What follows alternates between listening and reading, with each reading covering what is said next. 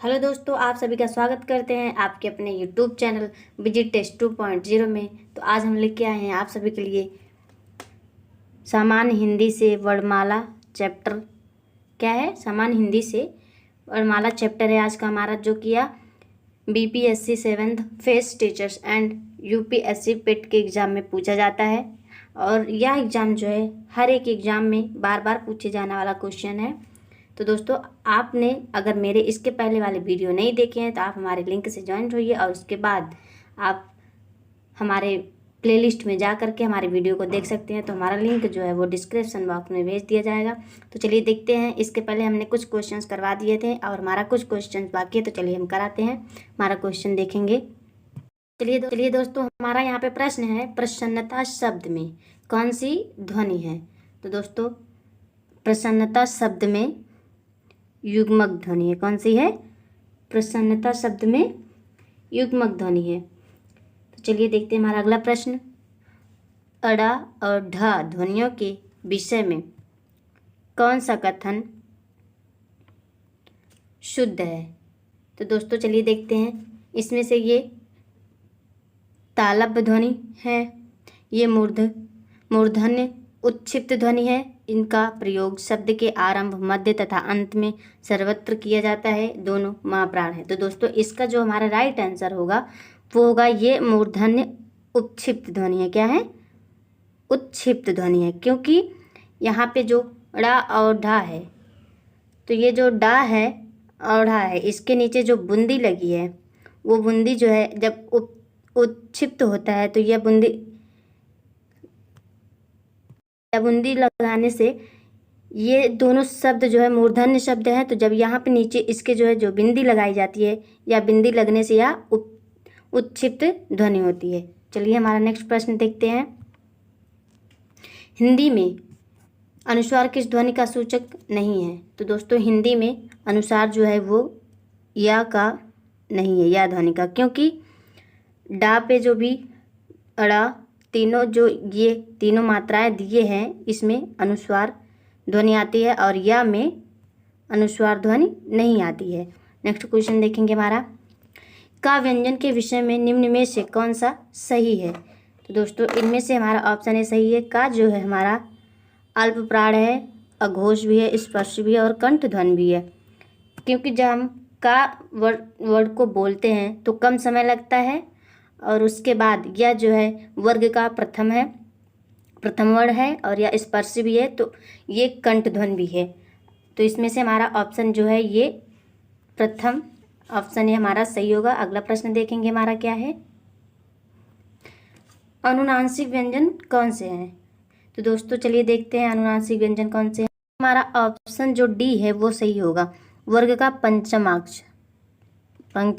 अक्षर जो होता है, जैसे कि हमारा का वर्ग है, जब हमारा का वर्ग रहेगा तो का वर्ग का जो पंचम अक्षर होता है, जैसे कि अंग हो गया, वो जो है हमारा उस पे जो नीचे बूंदी रहती है, ये जो बूंदी दी जाती है, ये हमारा जो होता है अनुनासिक व्यंजन होता है। तो हमारे जो वर्ग का पांचवा अक्षर होता है, पंचम अक्षर, तो हमारा का वर्ग का जो पांचवा अक्षर, जैसे अंग्या है, चा वर्ग का या है, टा वर्ग का अड़ा है, तो ये जो आते हैं हमारे अनुनासिक व्यंजन होते हैं। तो इसमें से हमारा ऑप्शन डी जो है वो सही है। नेक्स्ट क्वेश्चन देखेंगे हमारा क्या है। यहाँ पे हमारा प्रश्न है, शब्दकोश में पहले आने वाला शब्द है, तो कौन सा है? वक्त है। क्या है? वक्त है। अगला प्रश्न देखेंगे। निम्नलिखित में से किसके अभाव में हम पढ़ नहीं सकते हैं? तो दोस्तों, इनमें से हमारा ऑप्शन है, पहला ऑप्शन हमारा संयुक्त अक्षरों की पहचान, लिपि से परिचय, 12 खड़ी से परिचय, वर्णमाला की क्रमबद्धता का ज्ञान। तो इसमें से हमारा जो राइट आंसर है वो है ऑप्शन डी। अगर हमें वर्णमाला का ज्ञान नहीं रहेगा तो हम जो है पढ़ नहीं सकते हैं। अगर हमें सभी वर्णमाला पता रहेंगे, उसके बारे में हम जानते रहेंगे, पहचानते रहेंगे, तो हम जो है पढ़ सकते हैं। तो इसमें से हमारा ऑप्शन डी सही है। अगर हमें वर्णमाला की क्रमबद्धता का ज्ञान रहेगा तभी हम पढ़ सकते हैं। तो चलिए नेक्स्ट क्वेश्चन देखते हैं। जीवा के आधार पर स्वर कितने प्रकार के होते हैं? तो दोस्तों, जीवा के आधार पर स्वर जो है 3 प्रकार के होते हैं। तो कौन कौन से हैं वो? तो चलिए अगला प्रश्न देखते हैं। तो इसका हमारा राइट आंसर होगा 3। अगला प्रश्न है हमारा, हिंदी शब्दकोश में जो छ का क्रम किस वर्ण के बाद आता है? तो छ का क्रम जो है वो का के बाद आता है। किसके बाद आता है? का के बाद आएगा। नेक्स्ट क्वेश्चन हमारा देखेंगे, वा का उच्चारण स्थान है। तो दोस्तों आप लोगों को बता दें, वा का उच्चारण स्थान है दंतोष्ठ। क्या है? दंतोष्ठ। क्योंकि जब हम वा शब्द को बोलते हैं, वा वर्ड को बोलते हैं, तो हमारा ओष्ठ जो है एक आकार में होता है और हमारे दंत से वा जो है स्पर्श करता है। क्या करता है? स्पर्श करता है। तो ये वा जो है हमारा उच्चारण स्थान दंत ओष्ठ है। चलिए नेक्स्ट क्वेश्चन देखते हैं। नेक्स्ट क्वेश्चन हमारा, निम्नलिखित में से पार्श्व ध्वनि कौन सी है? तो इसमें से हमारा ला जो है वो पार्श्व ध्वनि है। कौन सा? ल हमारा पार्श्व ध्वनि है, क्योंकि हम इसे जो है जब भी हम इस वर्ड को बोलते हैं तो हमारा जो पश्च वाला अंदर का जो पश्च वाला भाग होता है उससे स्पर्श होकर या निकलता है ला। अगला प्रश्न देखेंगे, निम्न में से कौन सा व्यंजन स्पर्श संघर्षी है? तो दोस्तों इनमें से हमारा जो है जा जो है वो स्पर्श संघर्षी है। क्या है? स्पर्श संघर्षी है। नेक्स्ट क्वेश्चन देखेंगे, दंत्योष्ठ ध्वनि कौन सी है? तो दोस्तों दंत्योष्ठ ध्वनि जो है हमारी वह है। क्या है? वह हमारी दंत्योष्ठ ध्वनि है। नेक्स्ट क्वेश्चन देखेंगे, हमारा नेक्स्ट क्वेश्चन है, जब एक ही ध्वनि का द्वित्व हो जाए तब वह क्या कहलाता है? तब वो युग्मक ध्वनि कहलाएगा। क्या कहलाएगा? युग्मक ध्वनि कहलाएगा। तो चलिए देखते हैं हमारा नेक्स्ट क्वेश्चन क्या है। प्रश्न है, सभी स्पर्श व्यंजन कौन से समूह में है? तो इसमें से हमारे ऑप्शन सी में है क च प द, ये जो हमारे स्पर्श व्यंजन है। नेक्स्ट क्वेश्चन देखेंगे, रा का विवरण है। तो रा का विवरण जो है वो है वत्स, लुंठित, सघोष, अल्प व्यंजन है। क्या है? वत्स है, लुंठित भी है, सघोष भी है और अल्प व्यंजन भी है। ये जो रा है, वत्स मतलब जब हम कोई भी शब्द बोलते हैं तो हमारी जीवा जो है वो कटक से जब वत्स होती है तो उसे हम वत्स कहते हैं।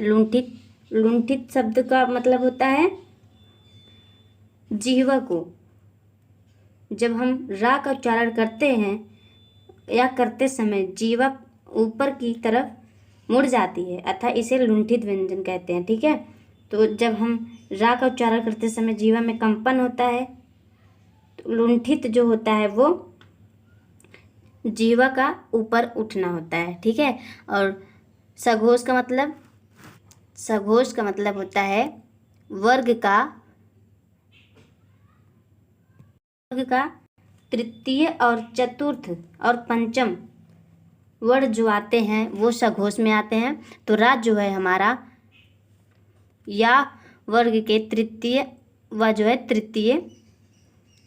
भाग में आता है और या अल्प प्राण भी व्यंजन भी है, क्योंकि इसको बोलने में कम समय लगता है। नेक्स्ट क्वेश्चन देखेंगे हमारा, स्पर्श व्यंजन कंठ ध्वनि, अघोष और महाप्राण ध्वनि है।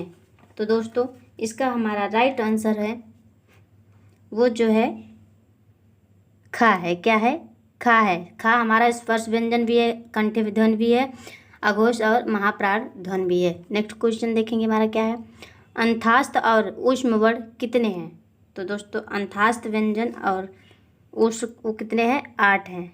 अंथास्त और ऊष्म वर्ण 8 है। नेक्स्ट क्वेश्चन देखेंगे। नेक्स्ट क्वेश्चन हमारा, कालक्य वर्ण कौन सा है? तो दोस्तों कालक्य वर्ण जो है हमारा कालक्य वर्ण है। क्या है? कालक्य वर्ण। अगला प्रश्न हमारा, निम्न में से कौन सा व्यंजन संघर्षी है? तो दोस्तों इनमें से हमारा जो है हा जो है संघर्षी है। क्या है? हा हमारा संघर्षी व्यंजन है। अगला प्रश्न, इनमें से कौन सी देवनागरी लिपि की वर्ण ध्वनि नहीं है?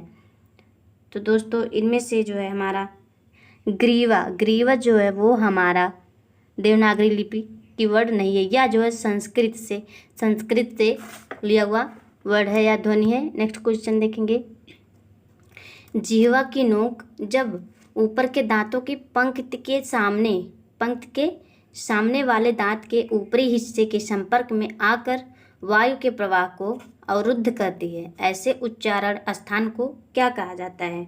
तो उसे हम वर्ड्स कहते हैं। क्या कहते हैं? वर्ड्स। चलिए नेक्स्ट क्वेश्चन देखते हैं। सर हमारा सही उत्तर है। चलिए नेक्स्ट क्वेश्चन हमारा प्रश्न है, स्वर तंत्रियों के आधार पर व्यंजनों को कितने वर्गों में बांटा गया है? तो उसे जो है 2 वर्गों में बांटा गया है। कितने? 2 वर्गों में। एक है अघोष और एक है सघोष। क्या है? अघोष, जिसे अघोष कहते हैं, और एक है सघोष। क्या है? सघोष।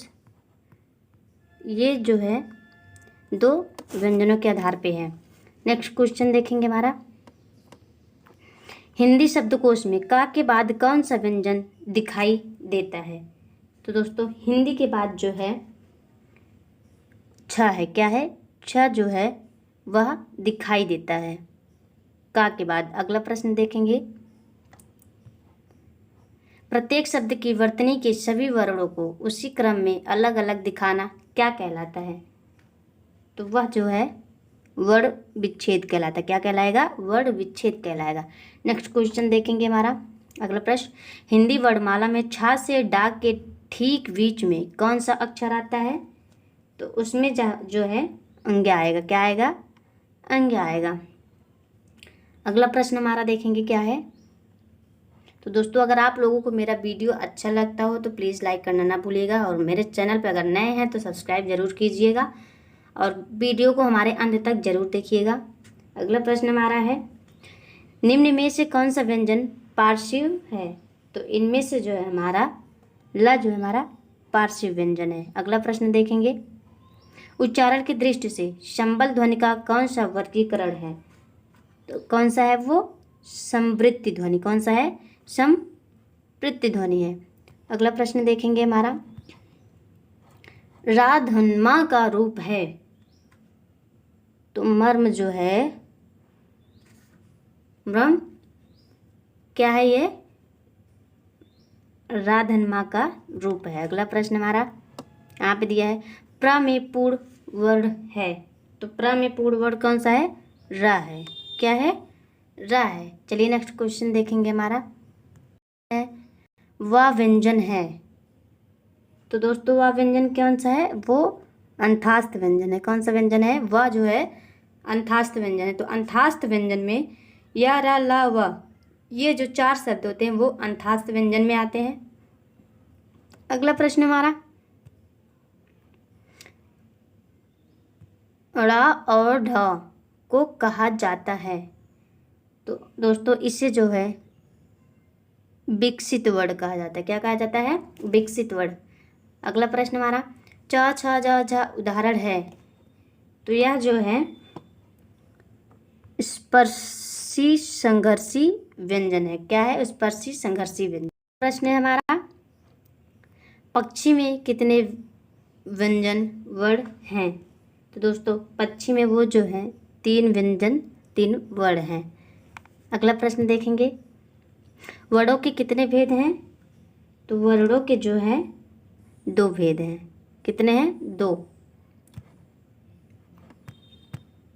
वर्णों के 2 भेद कौन कौन से हैं? पहला है स्वर और दूसरा है व्यंजन। क्या है? व्यंजन। ये जो है वर्णों के 2 भेद हैं। अगला प्रश्न देखेंगे, हिंदी शब्दकोश में छ का क्रम किस वर्ण के बाद आता है? तो इसके पहले भी यह क्वेश्चन आ चुका था, तो वो जो है का वर्ण के बाद आता है। किसके? का वर्ण के।